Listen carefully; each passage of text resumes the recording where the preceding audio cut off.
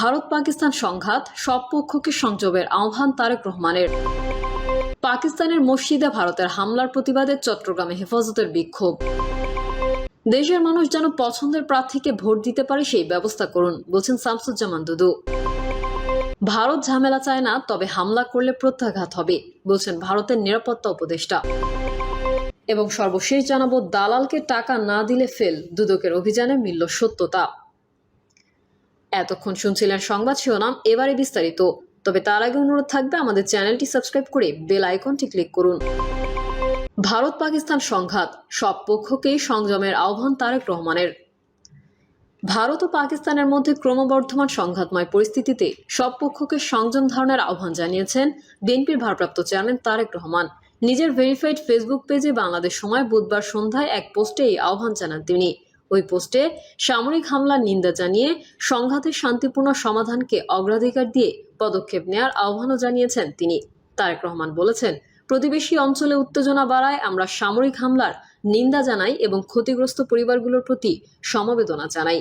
আমরা সংশ্লিষ্ট সবাইকে সংযম প্রদর্শনের এবং সংঘাতের শান্তিপূর্ণ সমাধানের জন্য পদক্ষেপ নেওয়ার আহ্বান জানাই। তিনি বলেন, অভিন্ন স্বার্থ ও আকাঙ্ক্ষার ওপর নির্মিত একটি স্থিতিশীল এবং শান্তিপূর্ণ অঞ্চল সবার সর্বোত্তম স্বার্থে কাজ করে। এদিকে ভারত পাকিস্তানের মধ্যকার ক্রমবর্ধমান উত্তেজনায় গভীর উদ্বেগ প্রকাশ করে বুধবার এক সংক্ষিপ্ত সংবাদ বিজ্ঞপ্তিতে উভয় দেশকে শান্ত থাকার পাশাপাশি সংযম প্রদর্শনের আহ্বান জানিয়েছেন বাংলাদেশের পররাষ্ট্র মন্ত্রণালয়। সম্প্রতি ভারত নিয়ন্ত্রিত কাশ্মীরের পহেলগামে সন্ত্রাসী হামলার প্রতিক্রিয়ায় মঙ্গলবার রাতে ভারতীয় সেনাবাহিনী পাকিস্তানের বেশ কয়েকটি স্থানে ক্ষেপণাস্ত্র হামলা চালিয়েছে। এর প্রতিক্রিয়ায় সীমান্তের নিয়ন্ত্রণ রেখায় পাল্টা হামলা চালায় পাকিস্তান। এই নিয়ে প্রতিবেশী দুই দেশের মধ্যে চরম উত্তেজনা বিরাজ করছে। ভারতের এই হামলাকে যুদ্ধের শামিল ও আগ্রাসন হিসেবে আখ্যায়িত করেছে পাকিস্তান। বিপরীতে ভারতের জাতীয় নিরাপত্তা উপদেষ্টা অজিত দোভাল জানিয়েছেন, ভারতের নিজস্ব কোনো উত্তেজনা বাড়ানোর অভিপ্রায় নেই, তবে পাকিস্তান উত্তেজনা বাড়ালে ভারত দৃঢ়ভাবে প্রতিক্রিয়া জানাতে প্রস্তুত। পাকিস্তানের মসজিদে ভারতের হামলার প্রতিবাদে চট্টগ্রামে হেফাজতের বিক্ষোভ। পাকিস্তানের মসজিদে ভারতের হামলার প্রতিবাদে চট্টগ্রামে বিক্ষোভ ও প্রতিবাদ সভা করেছে হেফাজতে ইসলাম বাংলাদেশ। বুধবার দুপুরে লালখান বাজার ওয়ার্ড শাখার উদ্যোগে বিক্ষোভ মিছিল ও প্রতিবাদ সভা পালন করা হয়। পরে মিছিলটি জামিয়াতুল উলুম আল ইসলামিয়া লালখান বাজার মাদ্রাসা থেকে চাঁদমারি রোড, লালখান বাজার, ইস্পাহানি মোড় ও টাইগার পাস সহ বিভিন্ন সড়ক প্রদক্ষিণ করে টাইগার পাসে। বক্তারা ভারতের এই হামলাকে ইসলাম ও মুসলমানদের প্রতি চরম বিদ্বেষমূলক আক্রমণ হিসেবে অভিহিত করেন এবং বিশ্ব মুসলিম উম্মাহকে ঐক্যবদ্ধ হওয়ার প্রতিক্রিয়ার আহ্বান জানান। দেশের মানুষ যেন পছন্দের প্রার্থীকে ভোট দিতে পারে সেই ব্যবস্থা করুন, বলছেন শামসুজ্জামান দুদু। বিএনপির ভাইস চেয়ারম্যান শামসুজ্জামান দুদু বলেছেন, দেশের মানুষের অধিকার ফিরিয়ে দেন, তারা যেন তাদের পছন্দ মতো প্রার্থীকে ভোট দিতে পারে সেই ব্যবস্থা করুন। তাহলে দেখবেন রাতারাতি সব সমস্যার সমাধান হয়ে যাবে। আর এটা যদি মানতে না পারেন তাহলে বস্তা বেঁধে রাখা ভালো। তিনি বলেন, গণতন্ত্র ভোটাধিকার না আসলে অতীতের তাদের মতো হতে পারে। এই কথা বলতে আমাদের খারাপ লাগে, কারণ বিএনপি ছাত্র জনতা আপনাকে ক্ষমতায় বসিয়েছে। এই কথাটা আপনাদের মাথায় রাখতে হবে।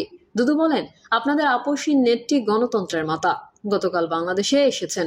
বাংলাদেশে গণতন্ত্র প্রতিষ্ঠার জন্য তিনি তার সারাটা জীবন আন্দোলন করে বিলিয়ে দিয়েছেন। এই গণতন্ত্র প্রতিষ্ঠার জন্যই তিনি সব বিপদ বরণ করে নিয়েছেন।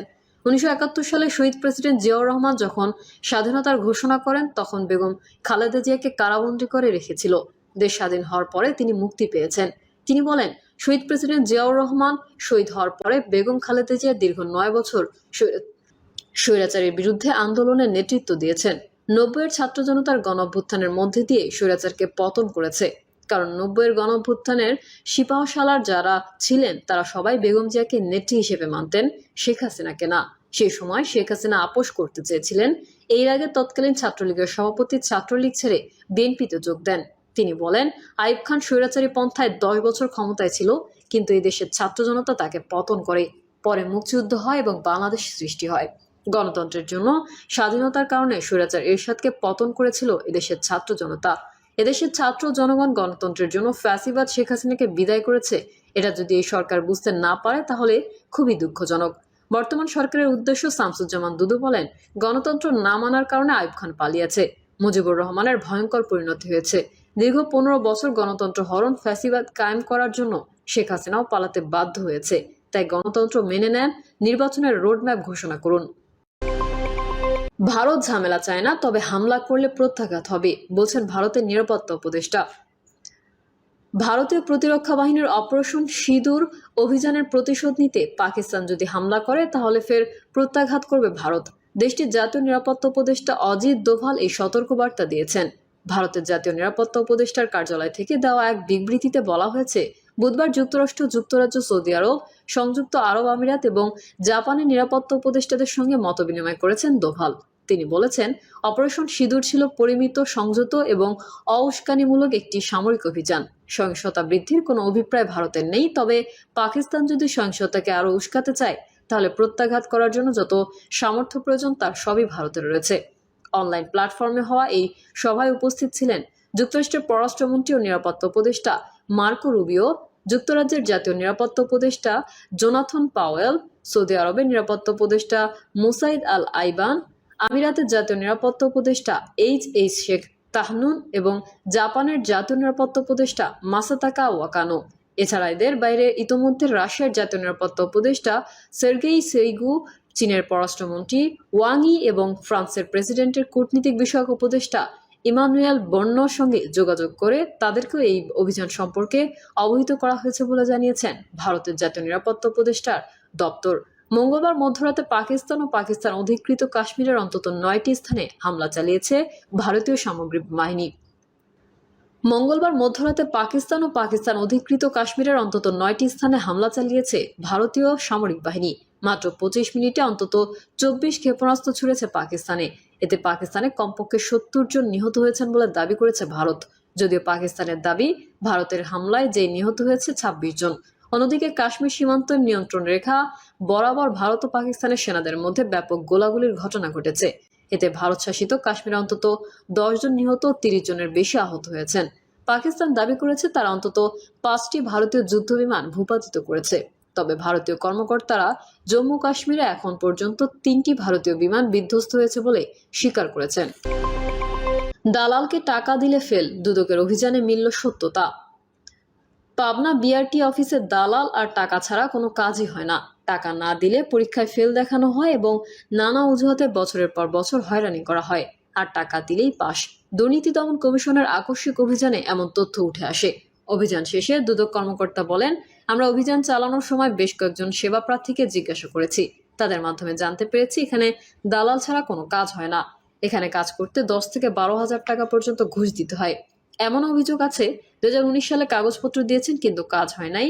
যখনই দালালের মাধ্যমে টাকা দেওয়া হয় তখনই কাজ হয়। তিনি আরো জানান, মূলত দালাল আর টাকা ছাড়া কোনো কাজ হয় না এর সত্যতা পেয়েছি। টাকা দিলেই লাইসেন্স সহ সব ধরনের সেবা পাওয়া যায়। আমরা রেকর্ড ভিত্তিক কাজ করার চেষ্টা করছি। রেকর্ডপত্র পেলেই সেগুলো দুদকের কেন্দ্রীয় কার্যালয়ে পাঠাবো।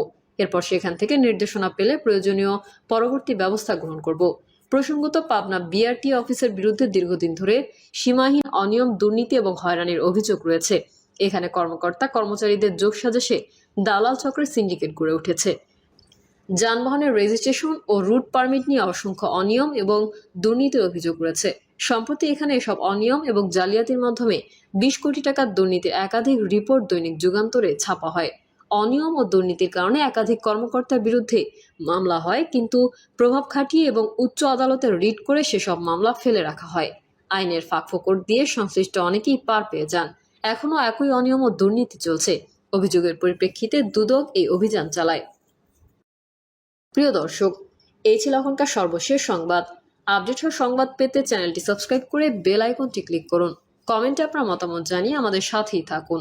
ধন্যবাদ সবাইকে। আল্লাহ হাফেজ।